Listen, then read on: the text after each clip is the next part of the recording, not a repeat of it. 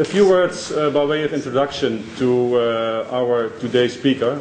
And by the way, we are very glad that we have you finally at our university. You were here in Holland some months ago doing a speaking tour, but then you could not visit the university. You did now, thanks to the Internationale Socialisten.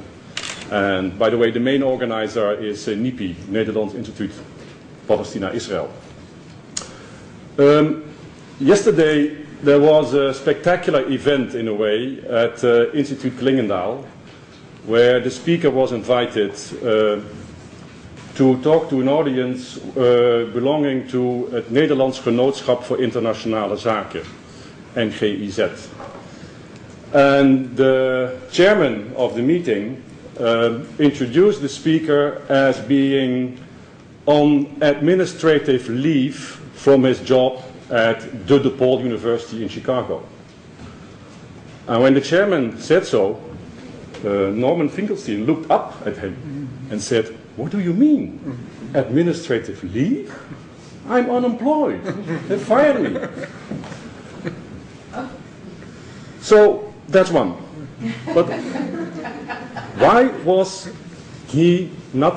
is he not working anymore at De DePaul University in Chicago? After having worked there for 5 years, I think. Was it? 6. So he did not get tenure. Why did he not get tenure? It is not because he's not a high-ranking scholar. Just have a quick look at his books and see how these books are being received in prominent international academic journals, like Foreign Affairs, like the London Review of Books, and last but not least, the Middle East Journal. So, why is it that he did not get tenure? To cut a very long story short, it is because of the contents of his books. These books raise the anger of the pro-Israel lobby, to put it crudely, in the United States and beyond the United States. And a campaign was being started under the supervision of Norman Finkelstein's nemesis, Alain Dershowitz, of Harvard University, and they succeeded. They succeeded him not getting tenure at De DePaul University. So here we are. He's unemployed, he's making tours, and tries to make a living. Just to mention two books which he did recently, well not recently, 2003 and 2005.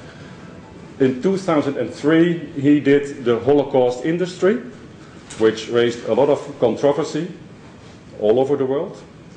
And in 2005 he published Beyond Chutzpah, which was a frontal attack on this person, Alain Dershowitz. This is what I would like to tell you as an introduction to Dr. Norman Finkelstein. I was a bit surprised when I talked to some students yesterday and the day before in the university. I asked them, "Are you coming to the lecture?" And they said, "The lecture by whom?" I said, "Finkelstein." And they said, "Whom?" This was very surprising because I thought you were a celebrity in Holland. Well, maybe after this meeting you will get a bit more of a celebrity status. The word is yours.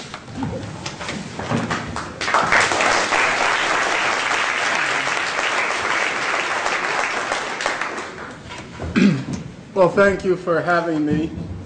I'm not sure if my purpose in life is to acquire celebrity status. I do like faithful friends and comrades, and it is nice to be able to travel around the world and meet people who I've corresponded with and who have been there for me in difficult times. And this evening or this afternoon, I got to meet a person who I had never met before, but he was at a crucial, or performing a crucial role. He was in charge of my website, while my usual website manager got married and went on a honeymoon. It was very unacceptable to me, but he did it anyway. So Garrett Elbrink. Now are you a student here? No, I'm just a student in Hilversum School of Arts. I've been studying for 8 years now. So, He is a student in the Hilversum School of Arts. I hope he doesn't give away any of the secrets of my website to the Mossad, but so far I trust him.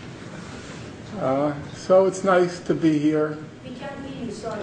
Okay, then you have to use this. But you have to keep it in your hand. I always have some reluctance about using this sort of microphone because I feel like Frank Sinatra.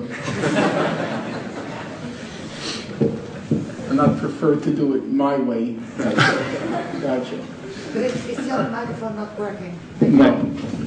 Dat is voor de opname. Maybe other. It's dead. Dat is van It's okay. Stam. We'll manage. We'll manage. Okay. That having been said, I understand that this is a law faculty and your main interest is in law.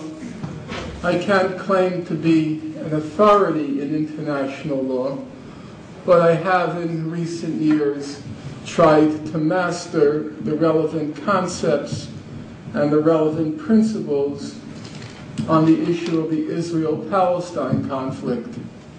And let me just say a couple of words about why I proceed to try to learn the relevant principles and language.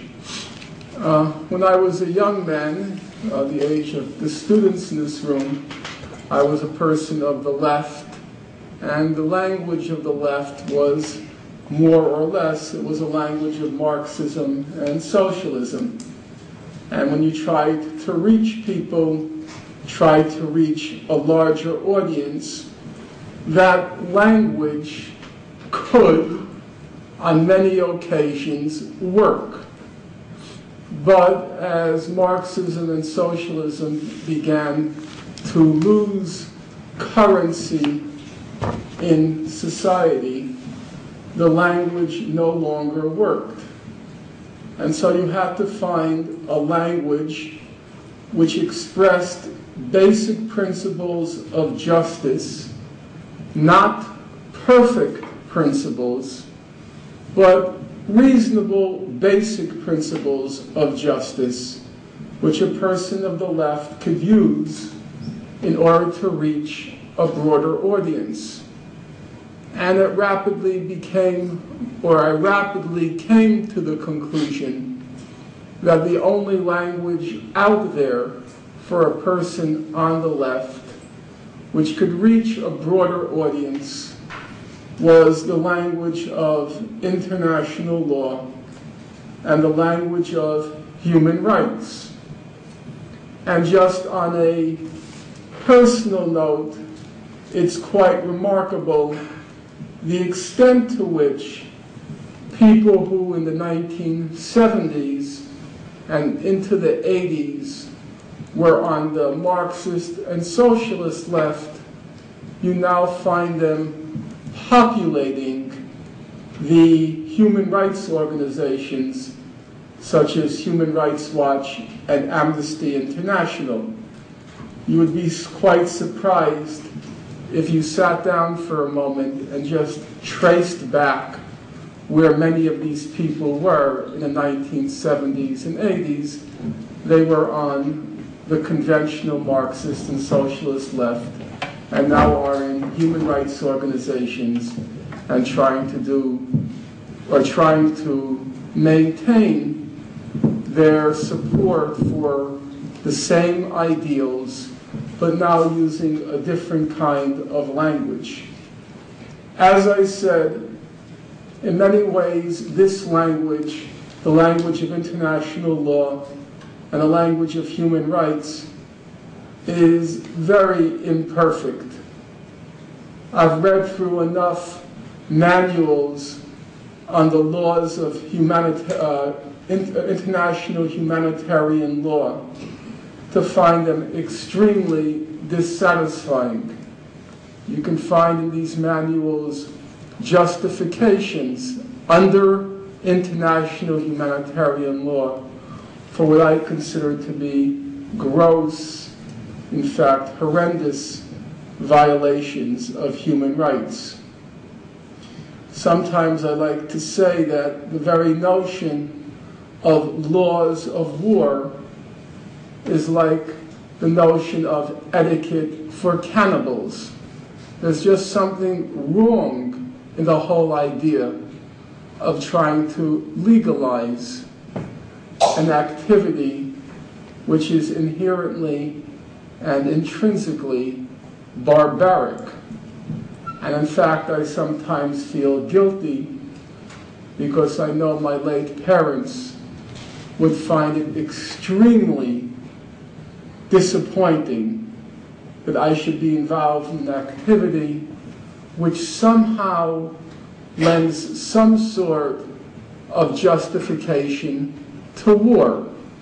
That is to say, we can carry on war in a civilized or non-barbaric fashion. There's something just flat out wrong about that notion. There's something flat out wrong when the horrors that are inflicted on Gaza on a daily basis, the very best the human rights organizations can say, the maximum language that they can use is that Israel is using disproportionate force. That just doesn't seem to rise to the moral occasion. As if to say, if the force were proportionate, it would be okay. I much prefer to listen and hear Jimmy Carter, the former president, who is no radical, but seems to have more moral understanding than most human rights organizations, when he says what Israel is doing in Gaza is an atrocity. That sounds to me like the right language, and not this dehuman language of disproportionate force. Having said all that, it happens that in the case of the Israel-Palestine conflict, the basic principles for resolving the conflict are remarkably uncomplicated. They raise no significant moral or legal questions. And so in the case of the principles for resolving the conflict, I feel perfectly at ease in supporting them and also in conveying them, because I don't think they raise any great moral issues. They are pretty much what you would call the common sense of the time. The fancy international law language, some of you in here, I suppose, know it, is to say these principles are peremptory norms of international law. Do you use that language here? I just want to be clear. How many people are in international law? Can you just raise your hand? I'm afraid not too many. Not too many. The building belongs to the international law faculty, but right. The people in the audience are probably some different. A peremptory norm basically just means an axiom or a basic principle which is not questioned or disputed any longer. It's a taken for granted principle. Now, we're often told that the Israel-Palestine conflict, in particular the resolution of it, is very complicated. And in fact, we're told it's uniquely complicated among conflicts in the world. But in fact, the people of Netherlands, more than anyone else, ought to know that it just ain't so. And to demonstrate it, we have a very compelling piece of evidence to use. There is this phenomenon, some of you may have heard of it. It's called the peace process. How many of you have heard of that? Okay. It's the longest running soap opera in the history of the world. And there is a subdivision of the peace process. It's called the final status issues. How many of you have heard of that? The final status issues. Okay, fewer in number. Lucky for you. The rest of you, you're too busy text messaging to be familiar with that. I think you're making the right choice. The final status issues are those issues which are alleged to be so complicated, so controversial, that they have to be put off to the last stage of negotiations, because we're told if you begin with them, the negotiations will immediately break down. So, as a test case of my assertion that this conflict is not complicated, we'll look at those final status questions, allegedly the most complicated of the whole conflict. And those questions are generally said to be four. Number one, the question of borders. What are the legitimate borders of the state of Israel, and what will be the legitimate borders of a Palestinian state? Number two, the question of settlements. What is the legal status of those 460,000 settlers and their settlements in the West Bank? Number three, the question of East Jerusalem. To whom, if to either side, does it belong? And number four, the question of the Palestinian refugees. Those are generally said to be the four final status, most controversial questions of the conflict. As I mentioned to you earlier, the people of Netherlands, yourselves, are in fact best placed to evaluate how controversial these questions are. Because in July 2004, the International Court of Justice, as it happens, ruled on 3 of the 4 of these questions. What happened was this. The General Assembly of the United Nations posed a question to the International Court. It asked the court to render what's called an advisory opinion. And the question they asked to the court was, can you tell us what is the legality of the wall that Israel is building in the West Bank? Now, in order to answer that question, the court had to answer some preliminary questions, questions that come before. For example, let us say that Israel has a legitimate claim on the West Bank. Then the wall that Israel is building in the West Bank would not raise any legal questions, because obviously any country is allowed to build a wall or a structure within its territorial borders. Or, as it happens, the wall that Israel is building is taking what the World Court called a sinuous, that means a winding, a sinuous route that goes around and incorporates the settlements. If the settlements are legal under international law, then obviously erecting a wall around the settlements would not raise any legal questions. Number 3, it happens that the wall cuts right through East Jerusalem, separating out the Arab neighborhoods and incorporating the Jewish neighborhoods.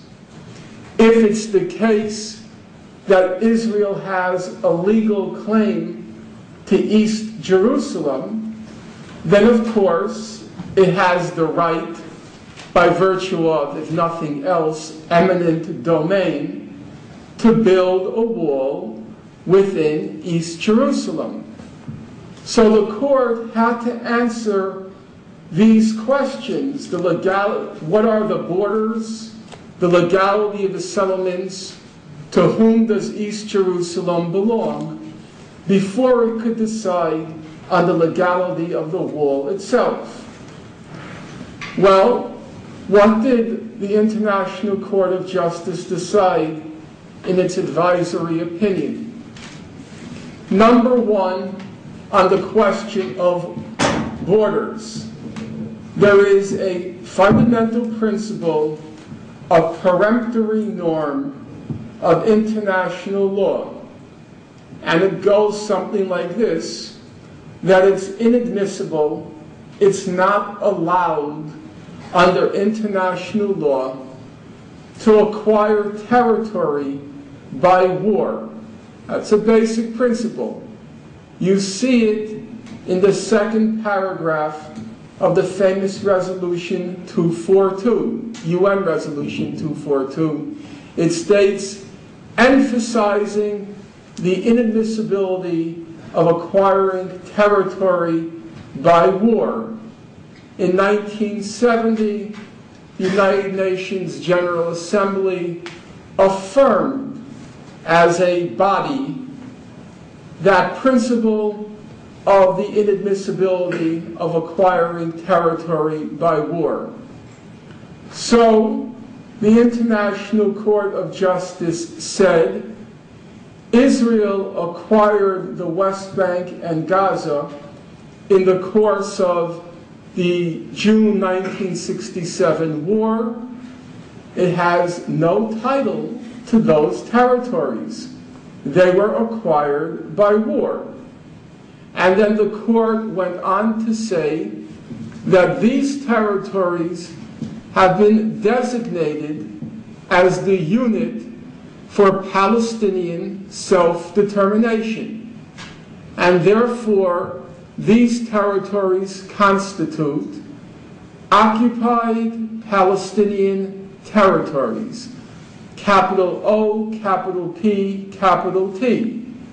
If you look at human rights reports, they often refer to these territories as OPT, referring to the shorthand of the International Court of Justice.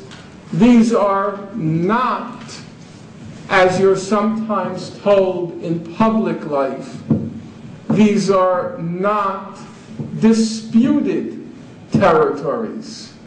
There is no dispute whatsoever under international law as to the legitimate claim to those territories. They are occupied Palestinian territories, full stop. Number 2, the question of those 460 or 80,000 settlers in these occupied Palestinian territories. What is their status? Under international law, the relevant body of law is the 4th Geneva Convention, which addresses populations under occupation. It states that an occupying power cannot transfer its population to occupied territory. Those settlements, those settlers, says the International Court of Justice, they constitute and the court here quotes the United Nations Security Council resolution, those settlers and settlements constitute a flagrant violation of international law. Number 3, the question of East Jerusalem. We're told that that's the most complicated question alongside the refugees. Indeed, Israel says East Jerusalem is part of its eternal and undivided capital. But not so, says the highest judicial body in the world. The World Court says, how did Israel acquire East Jerusalem? It acquired it in the course of the June 1967 war. It's inadmissible to acquire a territory by war. East Jerusalem is, and the court is very explicit, East Jerusalem is occupied Palestinian territory. If you go through the court opinion, it refers to the West Bank, comma, including East Jerusalem, comma, and the Gaza Strip as occupied Palestinian territory to make sure there is no ambiguity or misunderstanding on the subject. That, in fact, is only part of the story, because the other part is how uncontroversial this particular opinion is. Often, in any judicial system, when a case reaches the uppermost level of the system, it's because the legal principles are controversial. And so there is a lot of contention. The lower court says this, the appeals court overturns the lower court, then the higher level appeals court overturns the lower level appeals court, and then the uppermost level court is willing to entertain the case because it raises complicated legal issues. And that's also why, often at the highest level, the decision will be very close, because the issues themselves are legally complex. But that's not what happened here. What's remarkable is we are told these are the most complex issues of the Israel-Palestine conflict. Whereas in fact, the vote was 14-1. There was no controversy at all. The one dissenting vote, to which I'll return in a half moment, was Thomas Bergenthal, the American judge. But apart from him, there was no debate or discussion on these issues. In fact, there were some judges on the court who disagreed with this or that aspect of the majority opinion, including, if I'm not mistaken, the Dutch judge. Your judge in the court is Kooijmans. He issued a separate opinion where he expressed differences with the majority opinion on this or that aspect, but not, and I have to underline it, but not on the question of borders, Jerusalem, or settlements. There was no disagreement at all. In fact, the disagreement was so minimal that Thomas Bergenthal, the American judge, he had the option of issuing either a dissent, which means strong disagreement, or a declaration, which means minor disagreement. The one negative vote was not a dissent. It was merely a declaration which began with the words, quote, "There is much in the majority opinion with which I agree." And he ends his one negative vote by saying, "I have to agree on the question of the settlements. They are illegal. Article 49 is very clear. The settlements happen to be the core issue, because Israel obviously is not attempting to annex or appropriate the territory for its scenic value. It wants to exploit those territories. If the settlements are illegal, it's over." And on that crucial issue, the vote de facto was 15-0. I might add, for those of you who occasionally read these International Court of Justice opinions, they're often very big opinions. Interesting. I learn a lot from them. I'm going to start reading a large number of them on the Balkans War, and I'm looking forward to it. They make for interesting reading. But this particular one on the wall and the issues I just went through, settlements, borders, Jerusalem, it was less than 100 pages, because there's no interesting controversy about them. They are peremptory norms. They are the most ordinary, conventional principles of international law. And the political translation of these legal principles,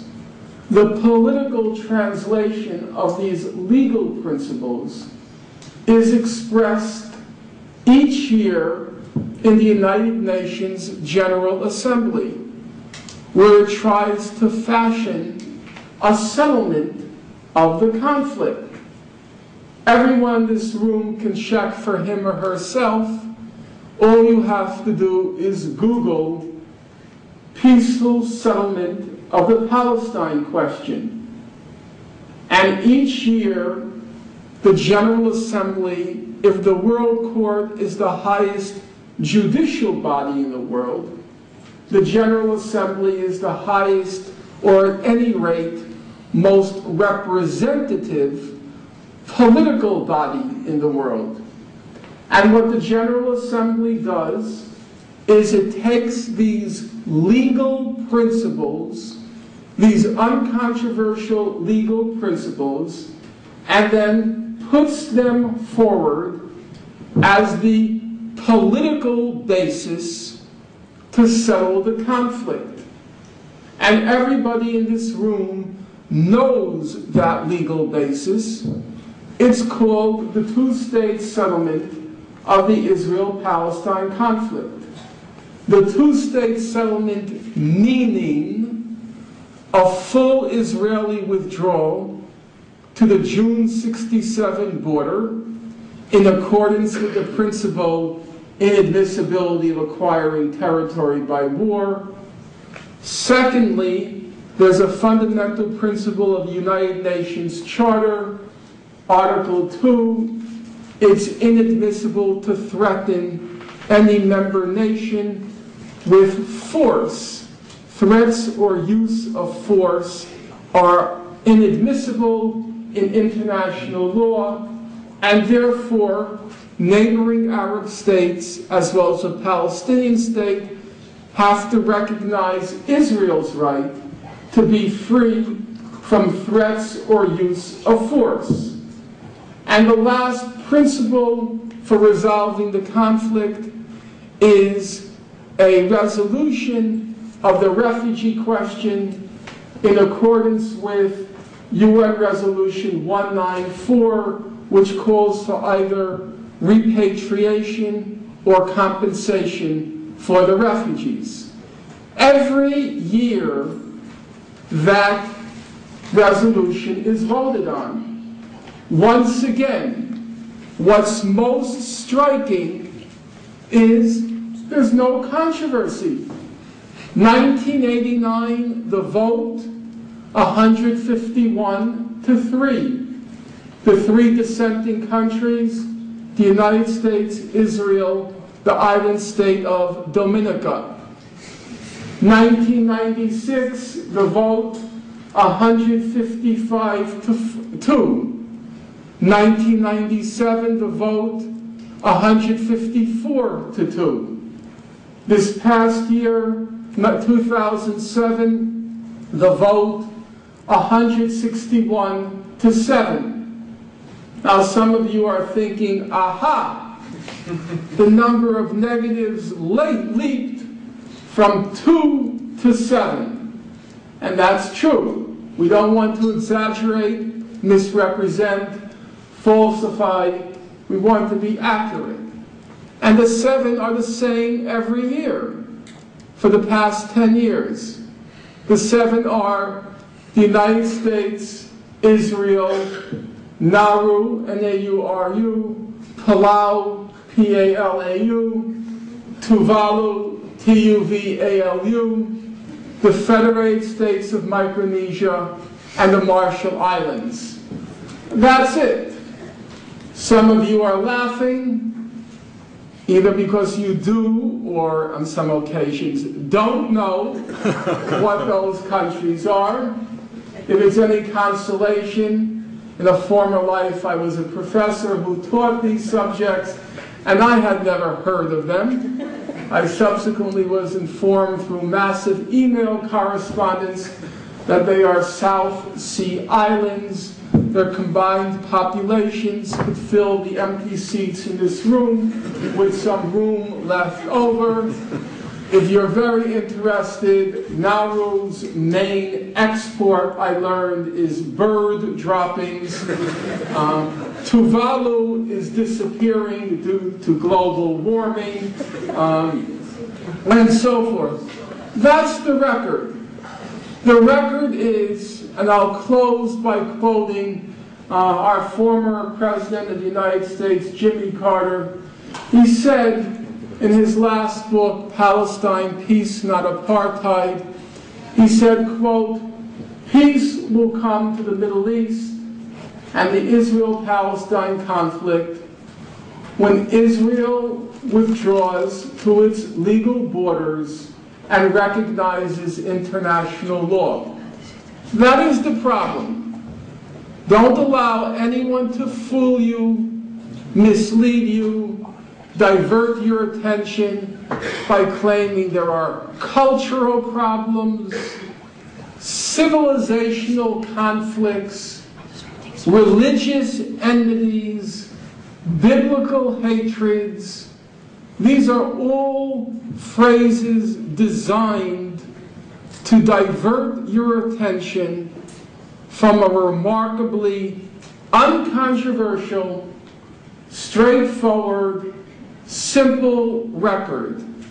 Israel, crucially backed by the United States, refuses to accept implementing the basic principles of international law.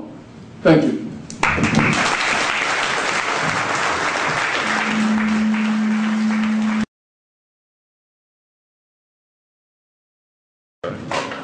Could you say a few words on the US's position? Do you think that the next president, either Obama or McCain, will they make a difference? And if so, in what respect? And secondly, in this regard, in one of the interviews you gave when you visited Holland last time, I think, you referred to the strength of the Israel lobby in the US. And then you said that it has been weakened recently. which was a very interesting remark. And in that context, you also refer to Jimmy Carter and his latest book. So could you please say a few words on both points? Thank you.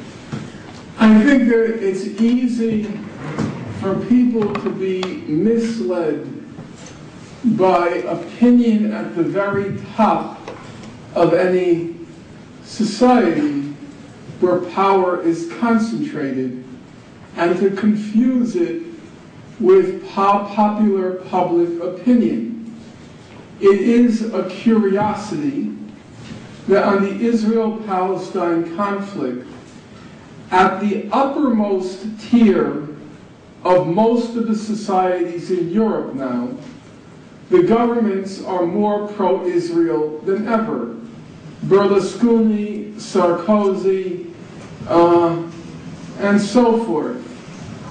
Merkel, God forbid, Merkel being probably the worst, but they're all pretty terrible. Nonetheless, it is very clear that at the level of popular public opinion, Israel is losing ground rapidly. I was very struck yesterday. I spoke at a church with the former Prime Minister of the Netherlands, who I didn't speak to ahead of time. We just met at that moment. What's his name? Bernard. And he himself said, he wasn't cued by me, he said on his own, public opinion is rapidly changing. It's very clear in the case, for example, of Germany, where the poll was taken 2 weeks ago. Merkel talks about the special commitment of Germans to Israel, special responsibility. The German people were asked, do you have a special responsibility? 60% said no. Should Germany be selling arms to Israel? 84% said no. All the polls that are taken in Europe, the BBC polls, the EU polls, what's the main threat to world peace? Israel, 59%. Of 12 countries, which has the best and the worst image, 2007, worst image of 12 countries in the world, Europeans raid Israel. 2008, they got 3 points ahead of Iran, which is not great shakes, if that's the best you can do. 3 points ahead of Iran. Just yesterday, somebody mailed me a poll of 140 countries in the world which has the worst record on peace. Israel ranked 136. The only ones below it were Chad, Iraq, and somebody else. Among popular opinion, Israel is rapidly losing ground, and you see it in the United States as well. I would say don't focus on the top yet. That's always the most difficult nut to crack. But we shouldn't be hopeless about it. It was the same, speaking for my generation during the war in Vietnam. The last people to change were the political elites and the major media. And they only changed in 1968 after the Tet Offensive, where it was clear the war was lost. Popular opinion was way ahead of elite opinion and the political classes. So there's no question Barack Obama, McCain, Ms. Clinton are horrible on this particular question, but I don't think that should make us hopeless. Because, as the former Prime Minister said, we're still a democratic society, and we still can impose our will if we learn to organize, mobilize, and show the discipline and show the sacrifice that's required. But isn't there a difference between Obama and McCain? There is, isn't it? It's very hard to say how different it will be. Some people say, people whose opinions I respect, it might actually be worse under Obama, because the one thing preventing the U.S. from wreaking murder and mayhem on the world at this point is everybody hates Bush. And that's acting as a impediment, a check on American power. And the moment Barack Obama is elected, there's going to be a lot of popular support for him around the world, because people around the world, for reasons which will never make sense to me, love to worship the United States, including people in this room, and they'll look for the opportunity again to be able to worship at the American altar. And Barack will give that opportunity. He has a very nice smile.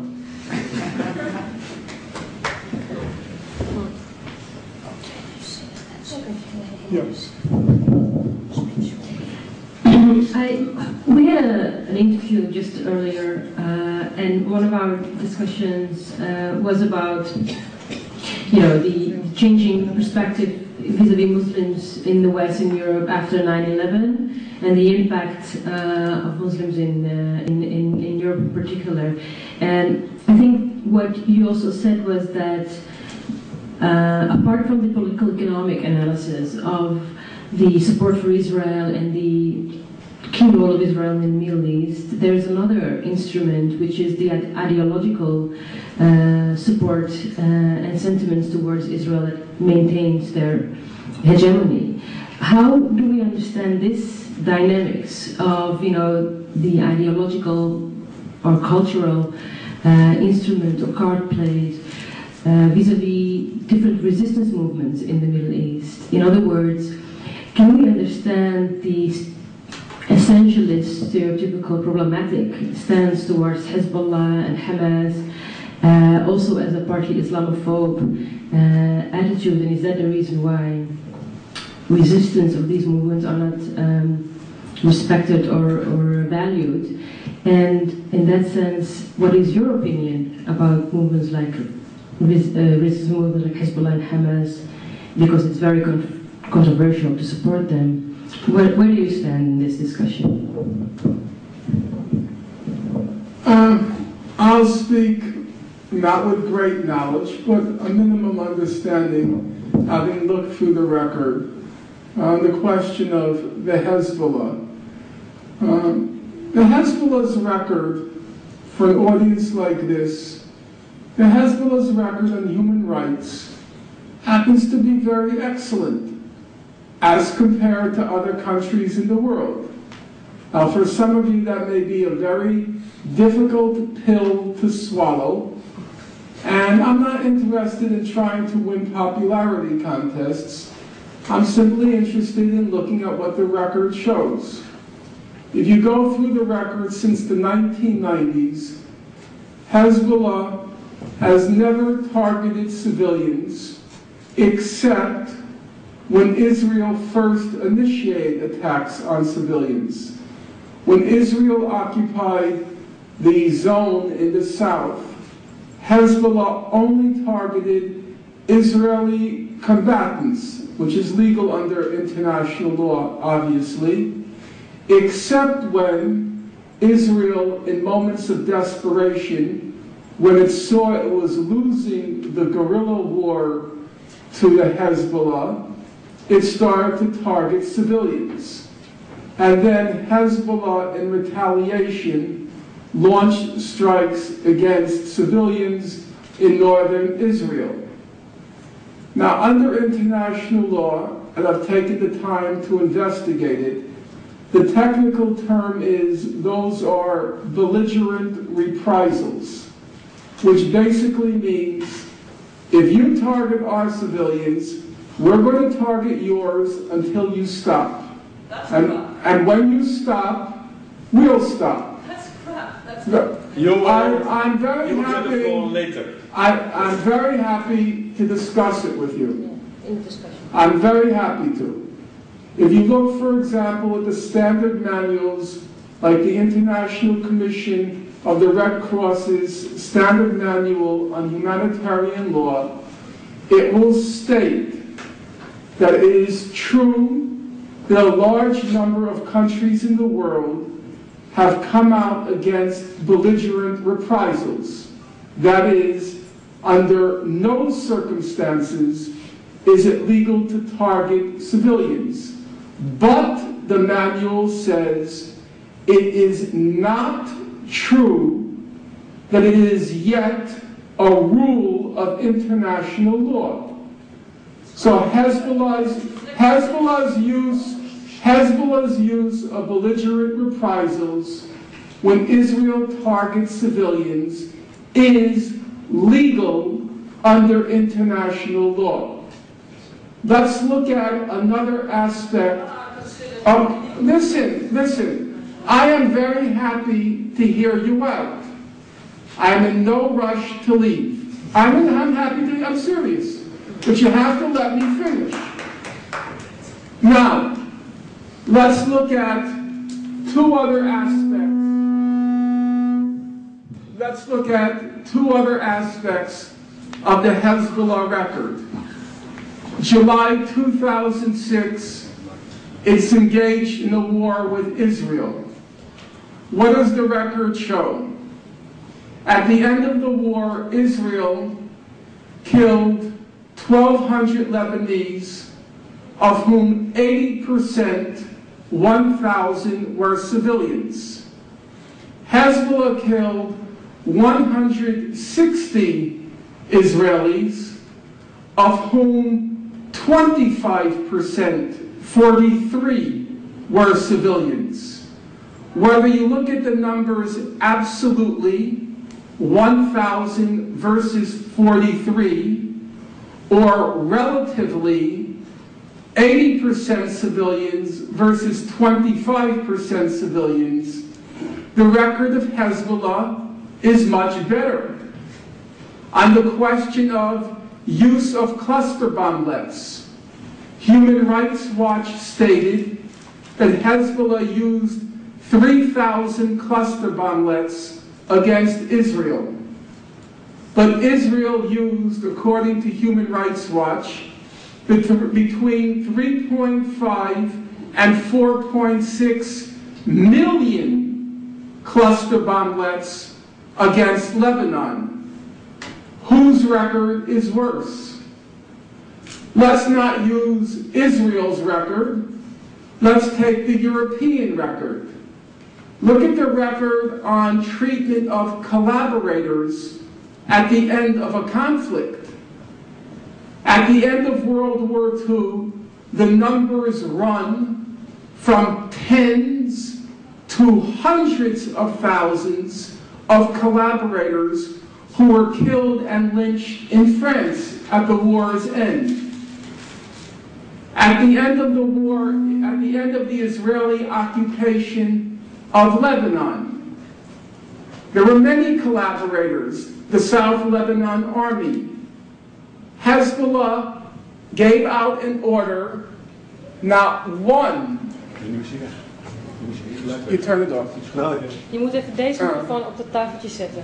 Nee, het heeft te maken met de box die steeds microfoon. Maar zodra hij daar komt... Ja, dan komt dat daar een box staat.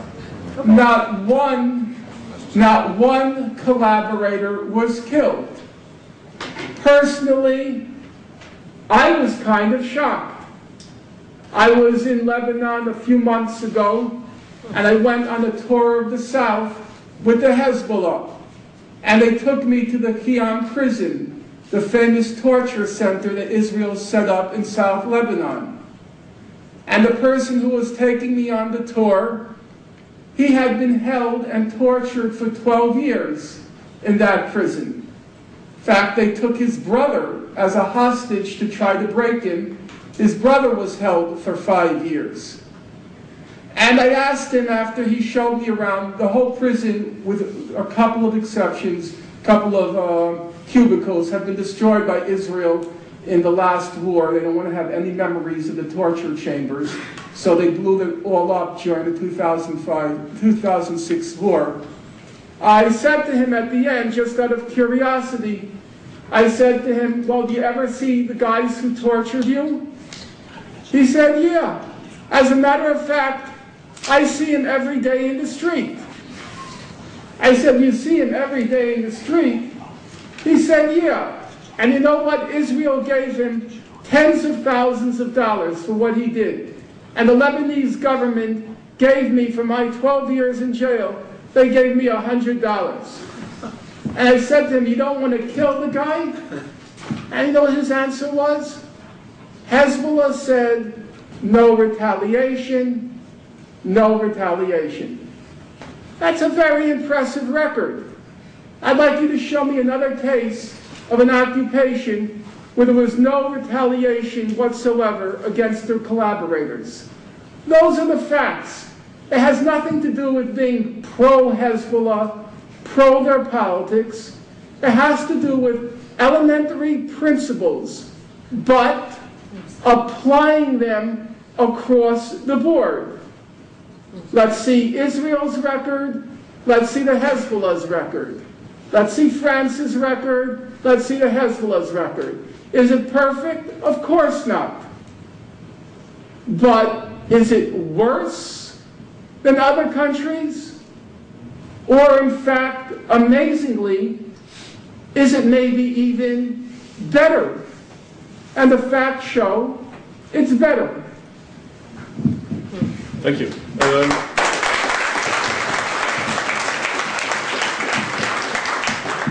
Now, I know you feel frustrated, so I'm going to ask we break the protocol and let you speak. Nou, beter kun je niet krijgen. Wacht, nog eventjes. Paul, leg je uit I can hear you. If you don't mind, can you stand up so you can project? Thank you. Paul. My opinion of what the International Court of Justice ruled is that they would not decide themselves on what would be the correct border between Israel and the Palestinian state to be, but that they thought, they judged that the wall was illegal because Israel would make it a fait accompli, a pre-judgment on the facts by creating, giving its claims a permanent status. And it said that the final outcome, the decision on what the status of East Jerusalem would be, what the exact border would be, and the matter of the return of refugees would be, had to be the outcome of the negotiations of a peace between the two parties, Israel and the representatives of the Palestinian people. That means that the primacy would be the political actors. It was not for the judges to decide on that. They said the war was illegal because it created a fait accompli. My second question is, as far as the resolution 242 is concerned, it states so, it makes a statement of the return of refugees in case the two parties make a peace agreement. It does not say anything about the return of refugees in times of war. And my last question is, what do you think of the German poll in which the Germans, 60% of the Germans now feel they don't have any period, in particular, responsibility for Israel or the people? Okay, let me try to go through those points one by one. On the question of what the court decided in its advisory opinion, as a matter of fact, it did not state it was a fait accompli.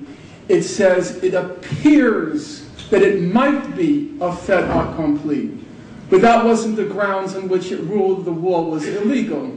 It looked at the principles of the Hague regulations and the Geneva Convention on what you're allowed to do in terms of military self-defense.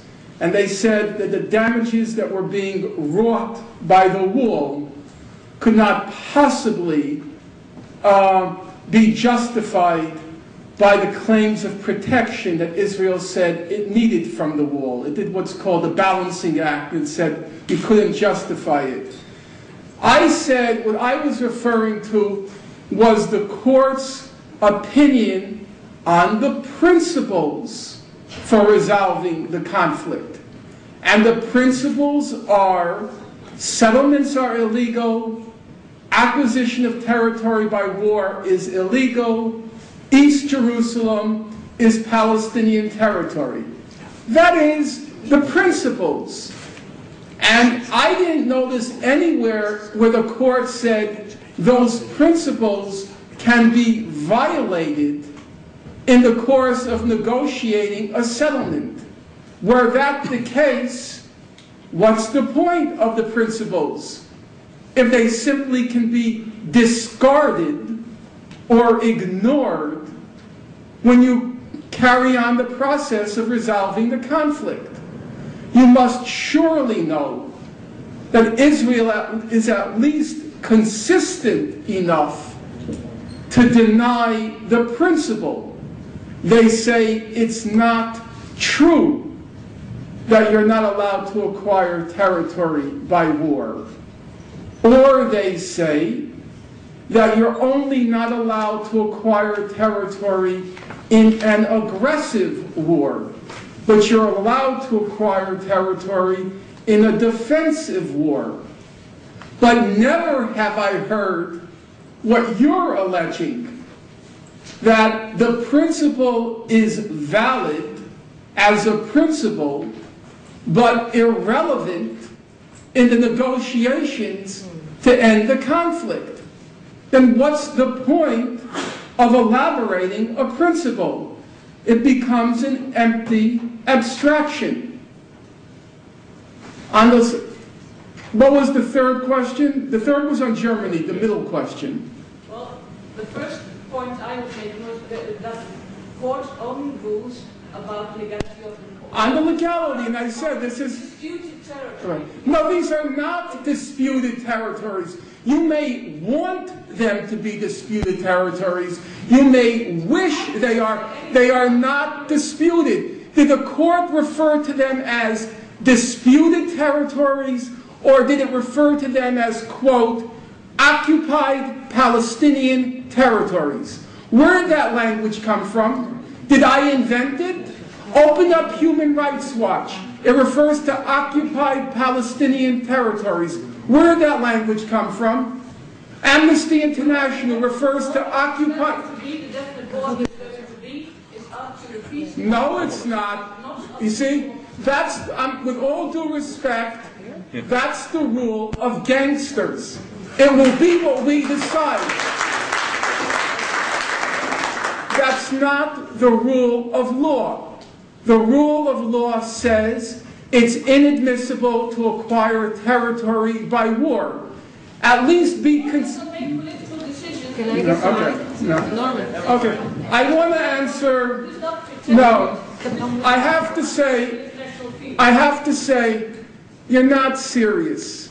Because your original objection was when I referred to Hezbollah and belligerent reprisals. Yes. And when I proceed to say, just open up the ICRC manual, you immediately cast that aside and you invent something else. That's not serious. No. Norman. I want to just answer the last point on the question of German responsibility. My opinion is that one of the lessons of the Nazi era ought to be that none of us, any of us, has any responsibility to a state.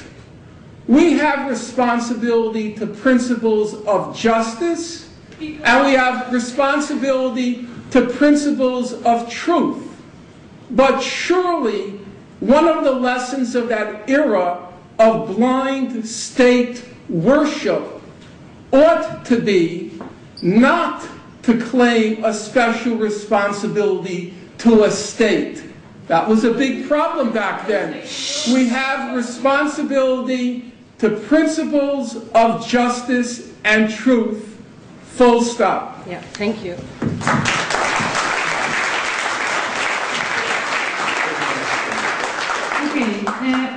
I'm going to explain in Dutch and then Oké, de spelregels zijn als volgt. De zaal krijgt nu het woord. We verzamelen 2-3 vragen.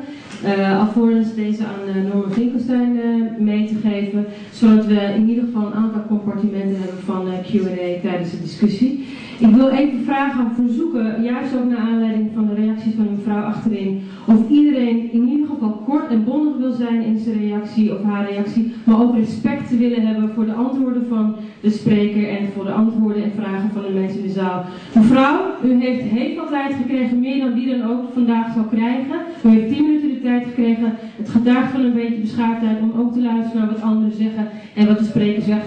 Als u dat niet wil, mag u gaan, maar wij willen in ieder geval verder gaan met een gezonde discussie. Mag ik nog één ding eraan toevoegen? I will say it in English. As Miriam already said, I work on this Zemzem journal. It just came out last week.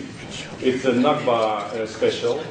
And one of the authors is Stan van Hauke, who is making pictures all the time, very irritatingly. But Stan and I are the jury.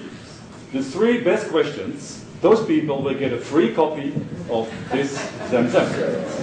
So, wow. Please. Okay, steek je hand op en we houden... Paul, help you me? Yeah, sure. So Paul and I will try to trace... Oh, and there's so many hands already. As we said, 2-3 questions at a time and we'll come back to the speaker. Jacqueline. You said territory you acquired. Can you stand up when speaking? Yeah. Sorry, I have a sore throat, so I can't speak very loud. That you said territory you acquire by war is illegal. Yes. So what about 48 and a territory what's acquired in 48? What about that? Good question. Okay, this question.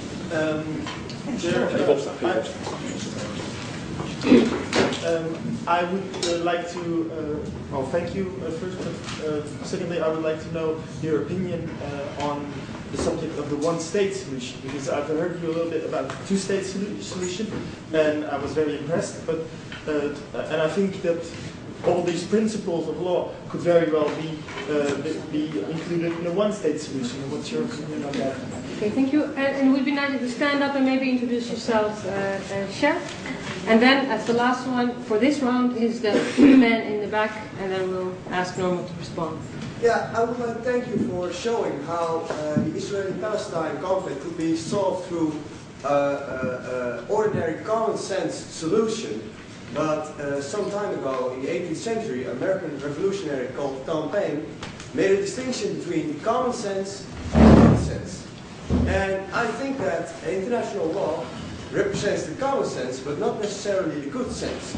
So when we look at the conflict, necessarily good sense means to me what is in the good for both Palestinians and the Israelis, and just what might be the friction between the common sense and the good sense. Because to me, there is a principal problem with the state of Israel as a Zionist state. Its fundamental form is against all these common sense forms, so that at a certain point you cannot solve it as a common sense way. The Israeli state needs to stop being a Zionist state, aka the state of Israel needs to be dismantled. Okay, last speaker is the one in the back. I would ask everybody, please remember your question and remind me who wants to ask a question after the answer. My question goes to you, and the question is, I'd like you to please define the word terrorism as it was 300 years back, and that of which we have recently created by the United Nations and so-called the international law, so that we can figure which sort of act and who is against that word and who are acting upon that word. And secondly, I want to quote from what I read from the news. There is no peace in the Holy Land because West doesn't respect East and Muslim law, unquote.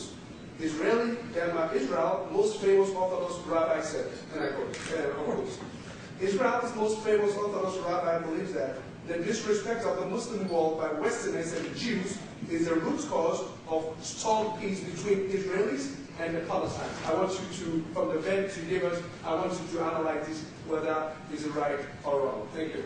Yeah. Okay. Do you remember? I'm going to try, but I'm a little bit tired. I generally have a good memory, but it's being tested the last few days. I don't know quite what country or what planet I'm on most of the time. Just give me 3 words what you asked, and everything will come back to me. 48. Okay, 48. There is an issue.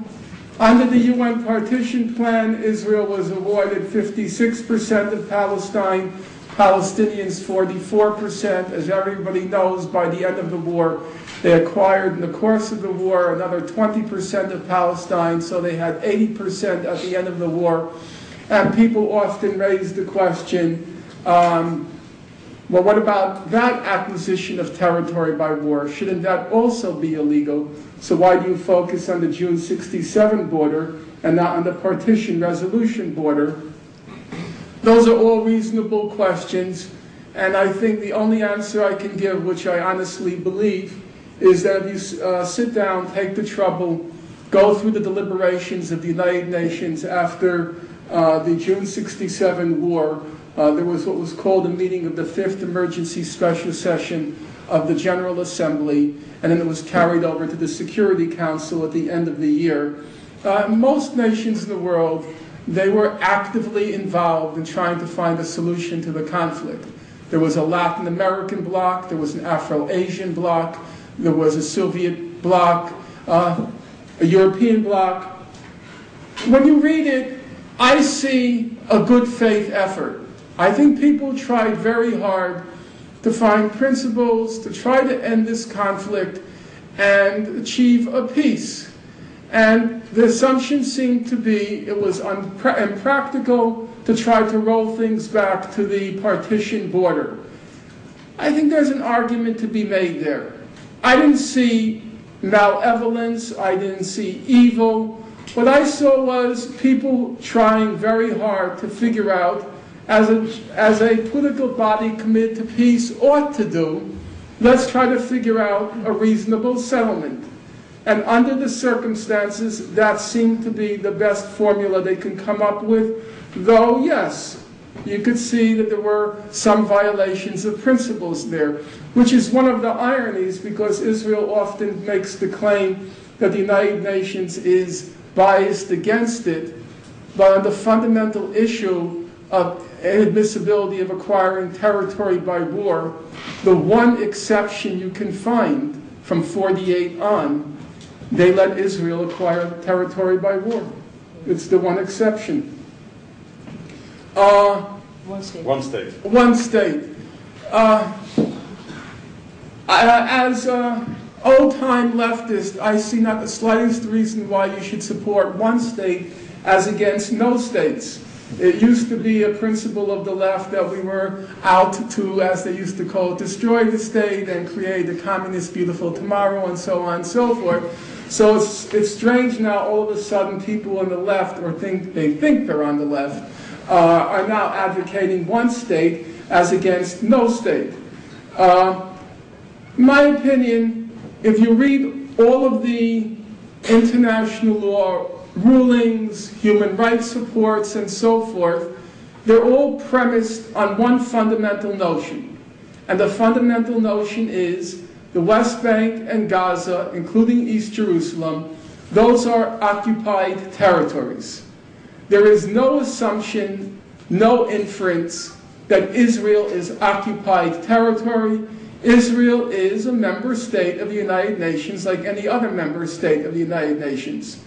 The moment you try to upset those assumptions that this is an issue of occupation, that Israel is a member state of the United Nations like any other state, the moment you try to upset those assumptions and try to create a new framework, your battle is a real uphill battle. You now have to change the whole of world opinion, which has crystallized around the two-state settlement. Now, it's fine for you here to speculate on things like a one-state settlement, but is it really morally right to be telling the Palestinian people that probably it will take about 4 or 5 generations to turn world opinion around, and until then, they will have to endure and be tormented by this occupation? I don't think that's a morally tenable position. It's a nice position if you sit around in a cafe or a salon, but I think it's morally unacceptable. Can I intervene here? No. Because I think there are quite a few Palestinians discussing this in Palestine and in London and in Amsterdam among themselves. So I'm not sure quite a few is as many as some people make it out to be. And it still doesn't change the fact, a fundamental principle of politics, in my opinion, is politics is not a menu or a smorgasbord where you choose the selection that most appeals to you.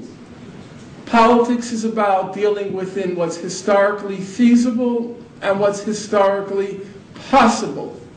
And every other movement that I'm familiar with, which has succeeded, has stuck by its goal. 1912, 1914, the South Africans say we want one person, one vote. They didn't change mid-course. The Vietnamese, they want the Americans out. They don't change mid-course. And all of this changing of mid-course is fundamentally, in my opinion, an expression of boredom. The two-state settlement is now boring. In English, in American English, they say it's no longer sexy. They want something more interesting. But that, to me, if you'll excuse my saying so, it's a very immature politics. It has nothing to do, you focus on that goal and you try to win it.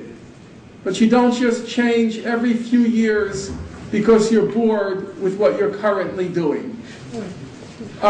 Zionism is a character of the state of Israel.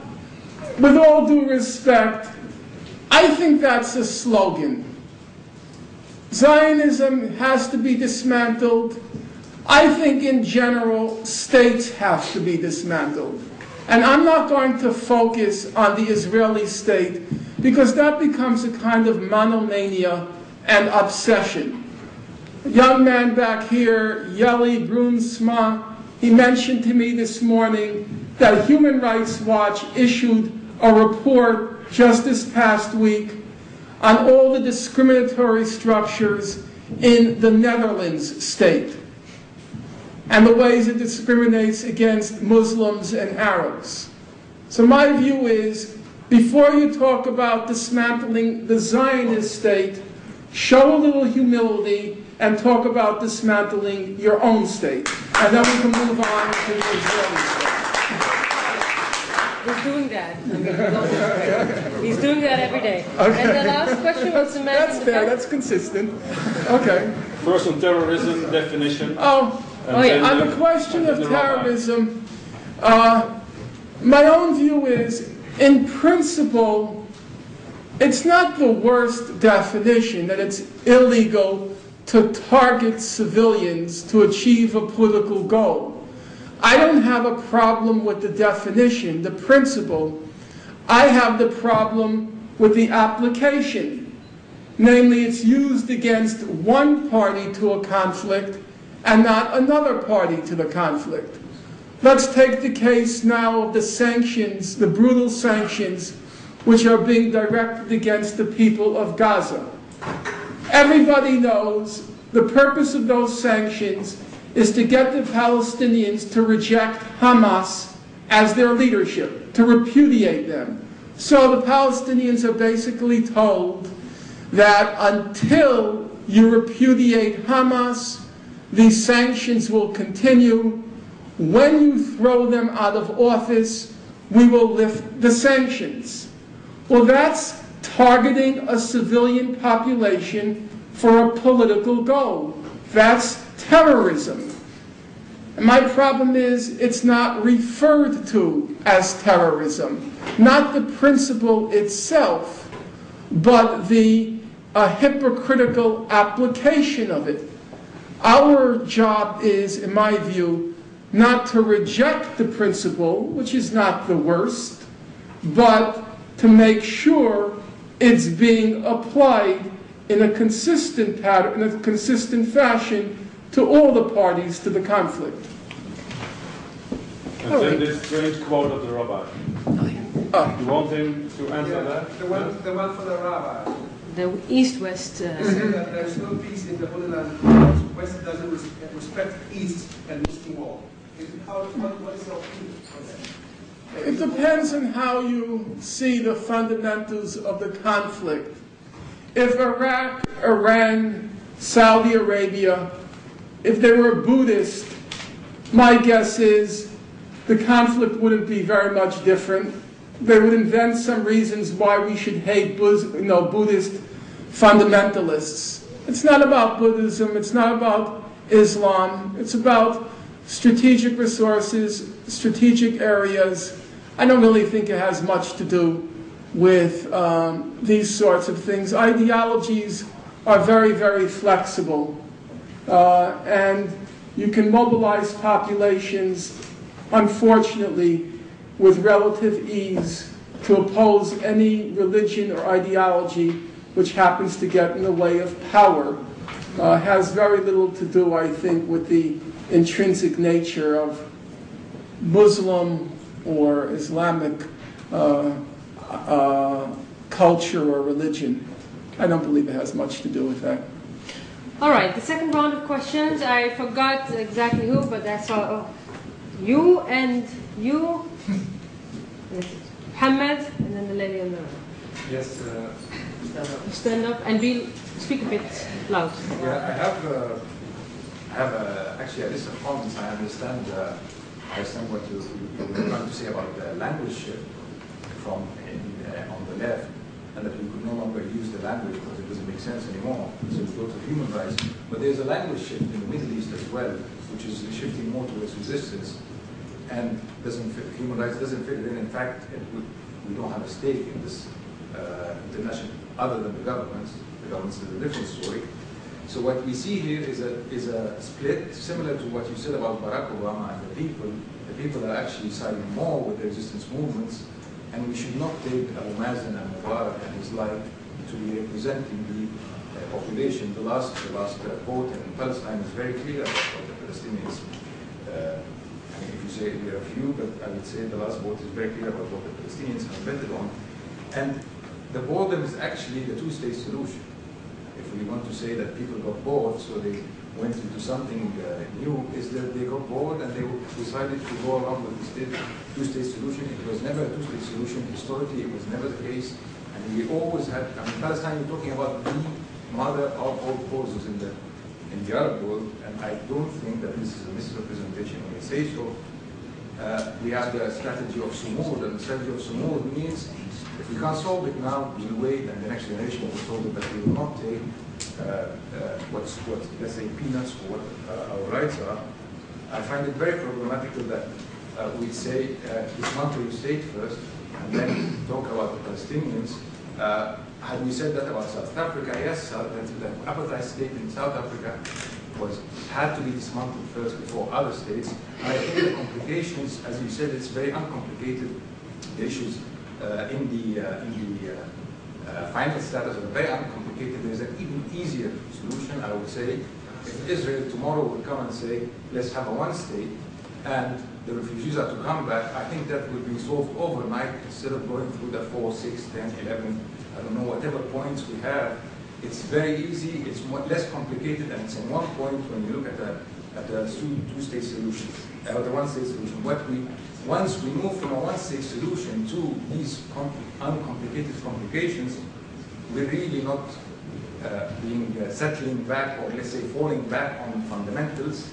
We're actually falling back on pragmatism, which is politics, and this is not values, it's politics at the end of the Thank you. Thank you. Next question. Thank you. My name is Savitri from Different Jewish Voice. I would like to know, you spoke about the responsibility of the State of Israel to deal with refugees, to give them repatriation or compensation. What is the responsibility of the neighboring countries to deal with the Palestinian refugees in the meantime? Yeah, good. The lady in the back, yes, you? Louder, please. I well, skip that part. and I Can you hear it? Is it not also the case that because Israel has no state, that their record of human rights is sort of exaggerated in reference to other states using violence? And my second question has to do with political legitimation of Israel and Palestinian Territories and the social legitimation of that. And I was wondering how you feel that the changing perceptions on how Israel regards its politics might have an impact on how they would feel in solving the problem. Do you think that it might worsen the problem, or do you think that it might actually solve something? Okay, last question, very brief. I saw, yeah, Kort? Hello, my name is Leijer. I have a question about we talk a lot about the international law and how most countries accept the international law besides, well, just focus on two. But what I'm missing a bit is why these two don't accept it. So if you could elaborate a bit more on why Israel and the United States don't want to withdraw to the former border. All right, I'm going to ask Norma to answer, and then I'll come back one more time for 2 or 3 questions, very brief. On the first question, there's a factual matter, there's a moral matter, and then there's a political matter. Let's start with the factual matter. In November 1988, the Palestinian National Council met, and in a very representative meeting, they voted for the two-state settlement.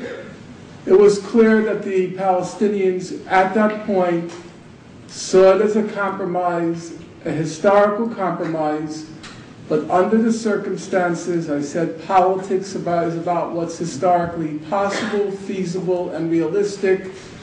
The vote was for the two-state settlement.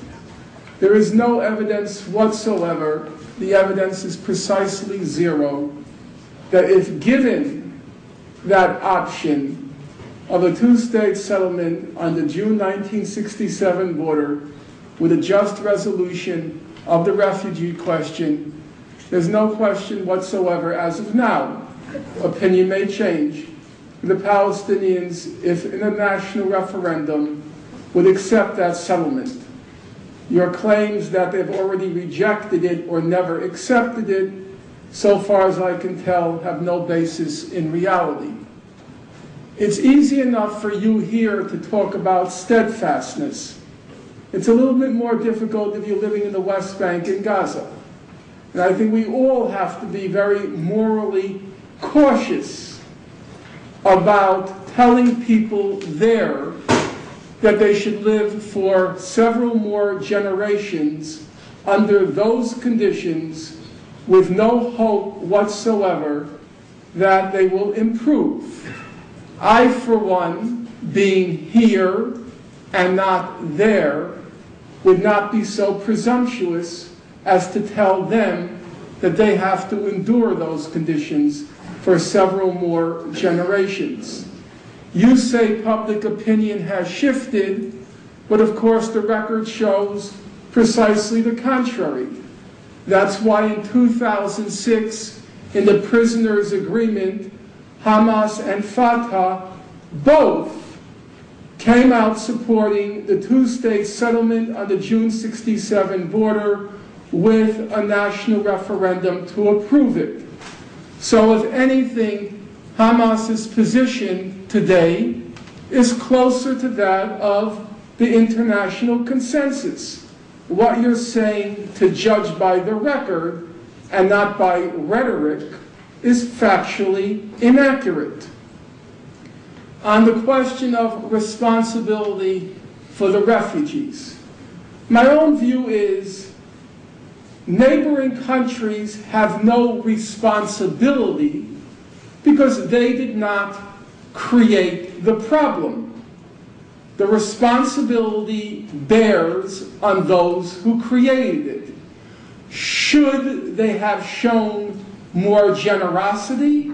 The answer, in my opinion, is of course yes. But philanthropy and charity and generosity are different moral values than a kind of legal value of culpability and responsibility. The culpability and the responsibility bear on Israel.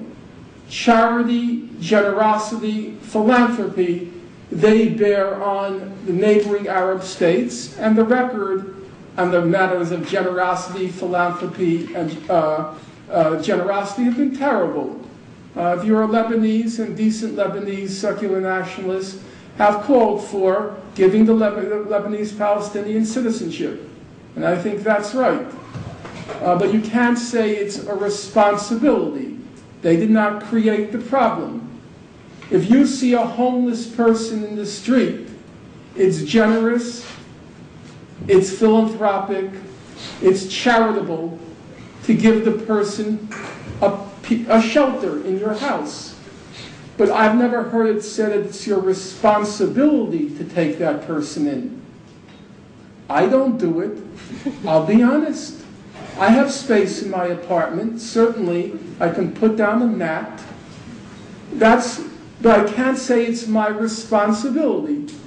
As a human being, it certainly would demonstrate generosity from my part if I did. But I don't. And the same principle, it seems to me, applies with the case of the refugees. Responsibility incurs on those who created the problem. Hezbollah, human rights. Well, there were two questions. The first one was on Hezbollah, and is it held to a separate, different standard because it's not a state and it's a resistance movement, or sometimes they use the stupid expression sub-state actor. You can use the ordinary standards for them, and they still come out okay. Now you might want to argue that they would even come out more okay if they were a state and not just a sub-state actor, which is possibly true because states have the monopoly on the use of force, and they can get around with killing people, and that's called civilization. But even if you use the ordinary standards with them, the record is not bad. So I have no problem with using that record, that standard with them. But without using the records, is it not also about the perception of the people regarding The reason, and I'm going to speak in a slightly less academic fashion, the reason people hate Hezbollah in the West is because they happen to be smart, they're very efficient, they're serious, they're focused. The West likes stupid Arabs. They think King Hussein was, a great model of an Arab leader. That's their notion. You read books by mainstream people, the one that just came out by Aaron David Miller on the peace process, and he says the last great Arab leader was, King Hussein. That's their notion. A complete idiot, a plaything of the West. They like to call him the plucky little king. That's their idea. Anyone who they have contempt for, this fellow is very serious, very intelligent, very focused. They don't like that. They're very nervous about that. That's the reason they don't like him, not because of the fundamentalism. Oh, the king of Saudi Arabia is less fundamentalist? It's not serious. The reason is because he's a very smart guy, and he's not a blowhard. Ja, oké. Last one, nee? Nee, dat kan echt niet. You remember? It was a question. Why international law is neglected by US and Israel? The reason is not really, the reason is both simple and complicated. The simple answer is that when you have power, you disregard the law. That's the way most people carry on. And that's the way the US and Israel carry on, that we'll do what we want. Basically what the woman who's left us said before, that she doesn't care about the principles. And that's how people with power usually carry on.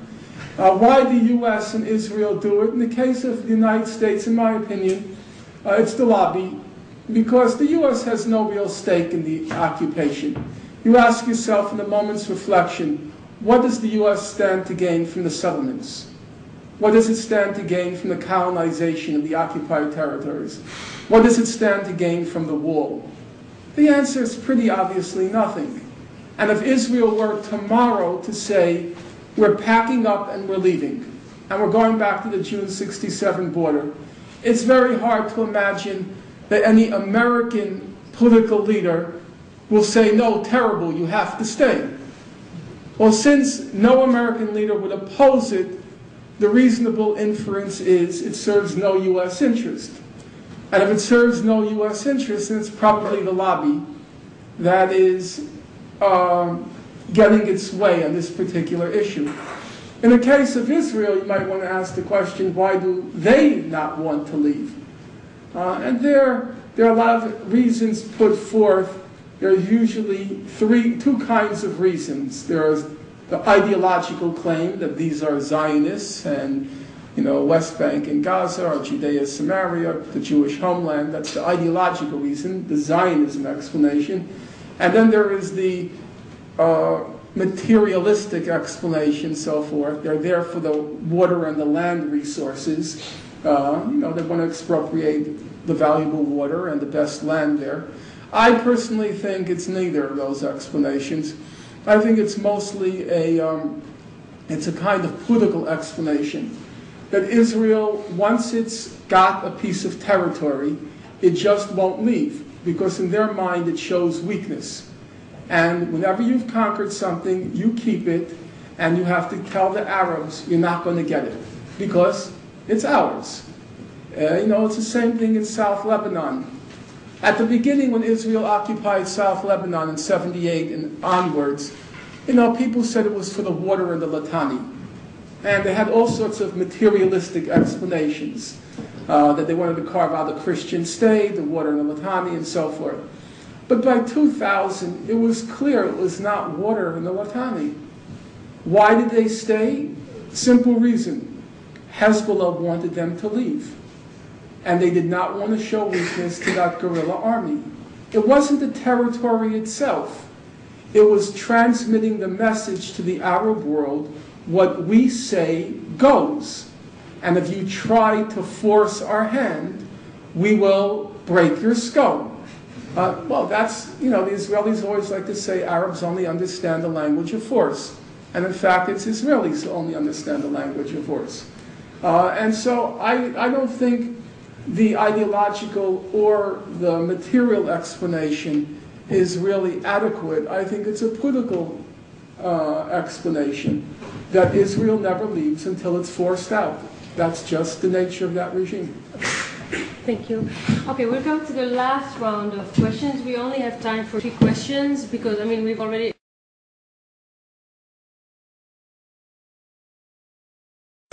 About the power grid. And before you were talking about the two-state solution as if it's going to happen tomorrow.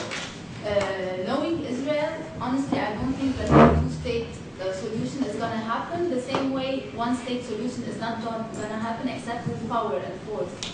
So why are you advocating for this solution? And something else I want to say about the legitimacy of representation of Palestinians. The Palestinians inside West Bank and Gaza are only 1/3 of Palestinians who are either inside the state of Israel or are refugees. So anybody that is going to talk using the name of Palestinians should be able to really democratically be representing them. Okay. Okay. You said in 1968 the Tet Offensive, and then we realized the United States should lose the war. Do you have a sign in Israel that they lose the war? Okay. My name is Solomon Yoder. One sentence. Was the unilateral declaration of independence by Israel contrary to international law? There's room for one question left. I saw hands. No? Yep. Well, stand up, please. You said that Israel only learns the language of, understands the language of force, but you're advocating a legal solution. So isn't there a mismatch? No. Okay, good question. No, it's a good question, but it's probably because I didn't convey my opinion clearly enough. It's a fair question, but I don't think it's a contradiction. And maybe I'll take those two questions together because the answer is the same basically to both. I never said the two-state settlement is going to happen tomorrow, and I recognize it's a struggle. But there's a basic principle of politics.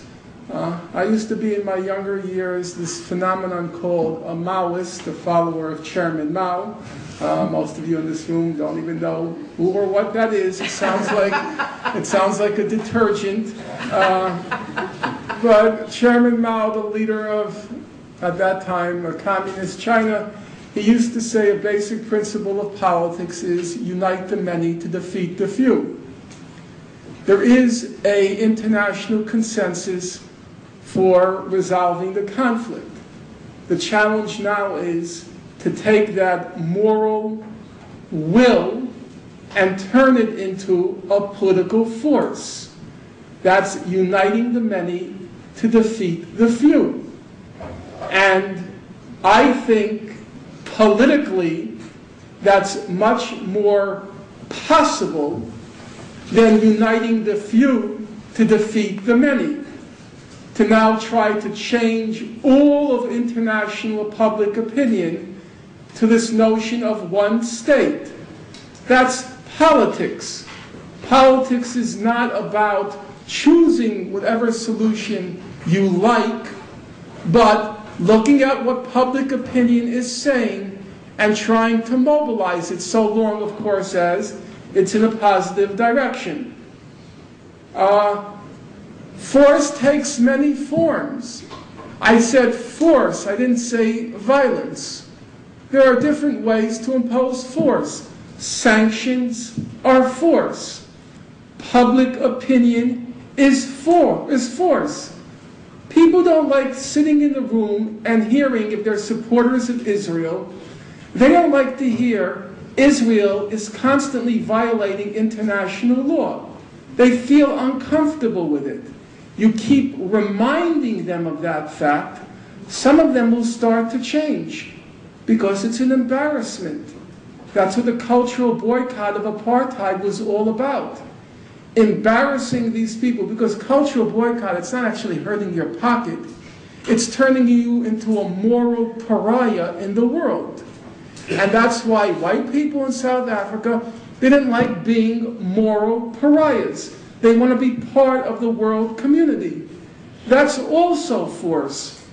Force can take many different forms. And I think mobilizing public opinion and showing this is the obstacle. These two countries, they are what's blocking it. That is a quite formidable force, because Israel does everything in its power to prove it ain't so. They say it's about a clash of civilizations, it's about fundamentalism, it's about biblical enmities. They do everything to change the subject, which is one reason they're coming to loathe Jimmy Carter. Because he's saying, no, it's very simple. I talk to the Arab leaders. They want to negotiate. I talk to Hamas. They want to negotiate. Everyone accepts that 67 border except you. You're the problem. They don't like that. They don't like the world seeing it's the many against the few. And I think that's how to proceed. Jimmy Carter's politics are not my politics, but he's a political person, and he wants to resolve the conflict. And he knows what politics is about. And he's isolating Israel and saying, you're the problem, because he knows that's the way to undo them. I think that's how politics should be. The question you asked about the refugees, I'm not going to be a hypocrite on that question. I think you're right. Hamas said it has to be a national referendum of all the Palestinians, including the refugees. I think that's correct. I cannot dispute that is fair. and that's reasonable. I am not convinced, however, that if you propose a reasonable settlement, you won't get the vote. I haven't seen the evidence of that yet. Maybe I'm wrong. I have to see. First of all, we're not there yet, because the world has not yet, or at any rate the United States and Israel, have not proposed a reasonable settlement. I have Palestinian refugees who are my closest friends. As a matter of fact, I'm flying to one tonight in Fawar camp. And I asked him, he said to me, Norman, I am a conservative on the refugee question. I'm not ready to give up that right. So I said to him, okay, then what do you support? And he said, propose something to us.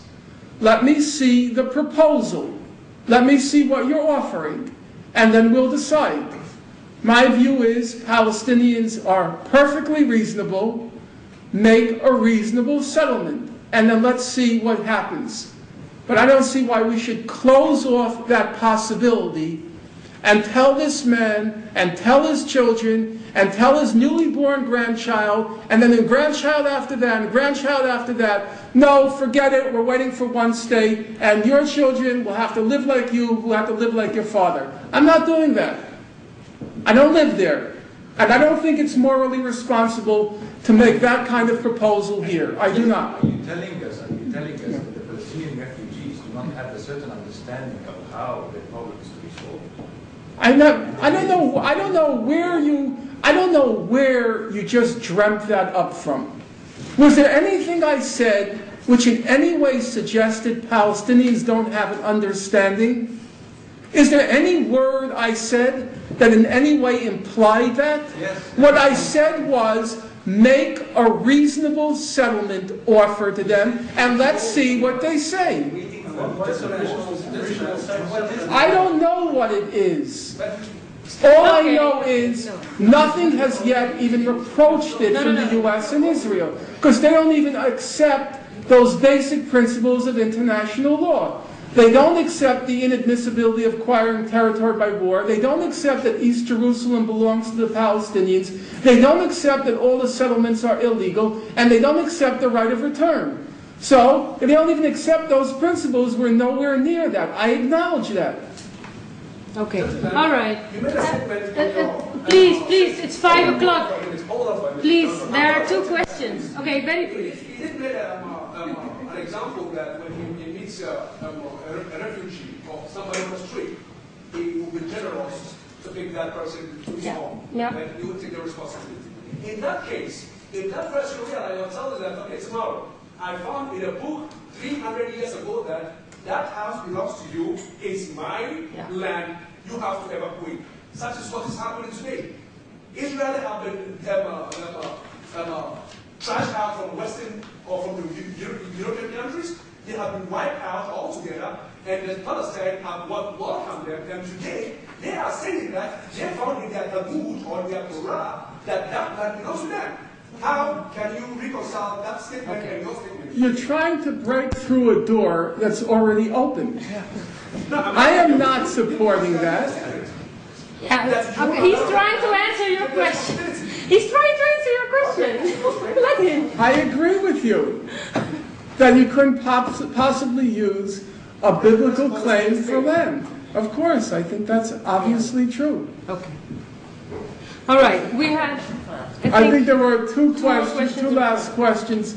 The first of the 2 last questions was, basically the question is there any evidence yet of a turning point like the Tet Offensive in 1968 where ruling elites decide this war is hopeless, we have to leave? No, there isn't yet evidence of a turning point because I don't think Israel is yet convinced that it can't win using force. It's no doubt, it's inevitable, regrettably, that it's going to attack Lebanon again because their view is, okay, we're down, but we're not out. We want another crack at Hezbollah. We were sloppy the first time, but maybe we could do it right the second time. The reasonable hope is it'll be a terrible war. A lot of Lebanon is going to be destroyed. Personally, of course, I hope the Hezbollah wins. They have the right to resist foreign occupation and destruction by vandals and marauders.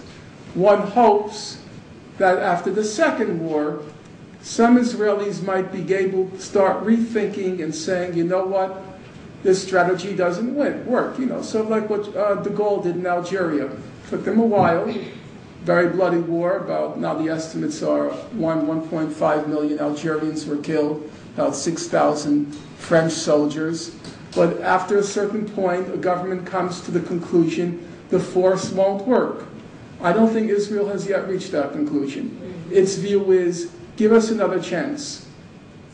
Maybe, if they fail the second time, some of them will begin to say, I don't think this strategy is working anymore.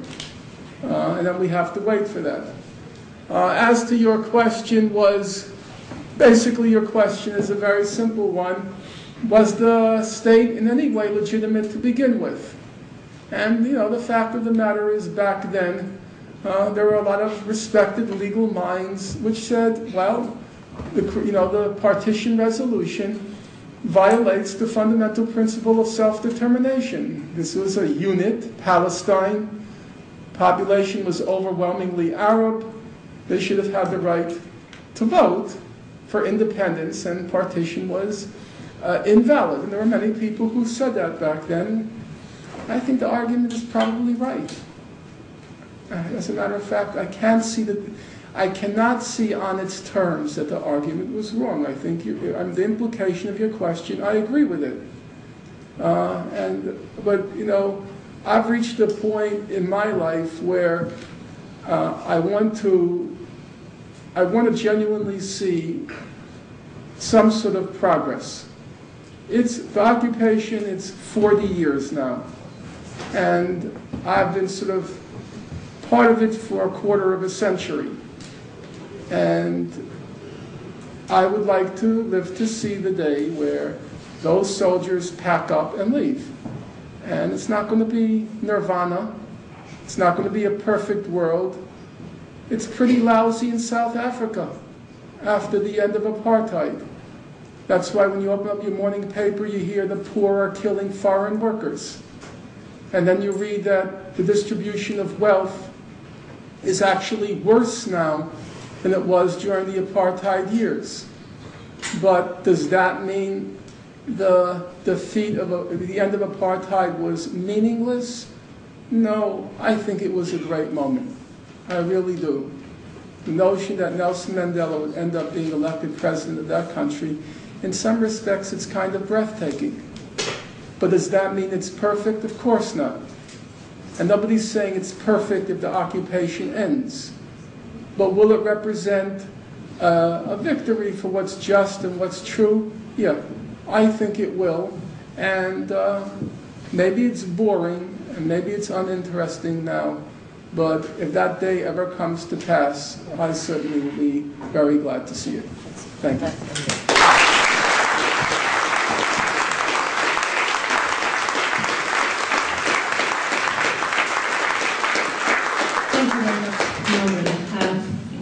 I think we really exhausted you. And then, dank jullie allemaal. Even blijven zitten. Please wait for a few minutes. There's an important announcement. I mean, this meeting is organized by the International Socialists, and Norman was invited by NIBI. Important announcement, first of all, is if you want to read more about the issue of Palestine, Israel, Nakba, the ideas of Norman and politics in the Middle East, there's a very good magazine. It's in Dutch, Zamzam, kwartaalblad toch? Een half jaar? Minder? 2 keer per jaar. Neem 3 keer per jaar neem een abonnement. En er is een maandblad, de Socialist. Vandaag hebben we een lang interview gehad met Norman. Volgende maand komt er een uitgebreid stuk in de Socialist. Met wat we vandaag hebben besproken nog veel meer. En de laatste mededeling voor Karman van de IS. Karman is one of the activists, like the guy there. who are every day fighting against Islamophobia in Holland, and I think do have the right to be critical towards Israel. The word is for Carmen. Ik doe het even zonder microfoon. Dit was volgens mij een heel erg interessante bijeenkomst. We gaan volgende maand weer net zoiets organiseren met een andere gast, namelijk Peter Gilligan. En Peter Gilligan, die naam zegt u als het goed is waarschijnlijk helemaal niks. Maar hij is een Amerikaanse... James Gilligan. Sorry, James Gilligan. Die zegt jullie misschien wel wat. James Gilligan.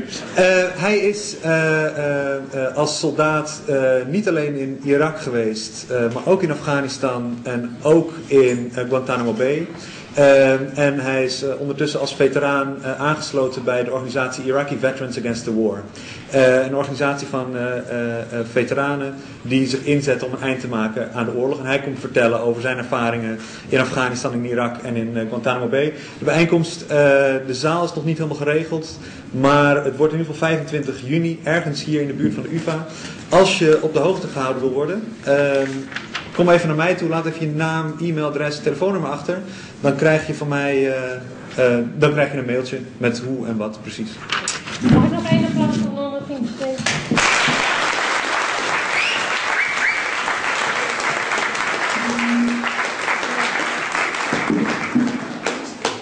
Sorry, kleinigheid.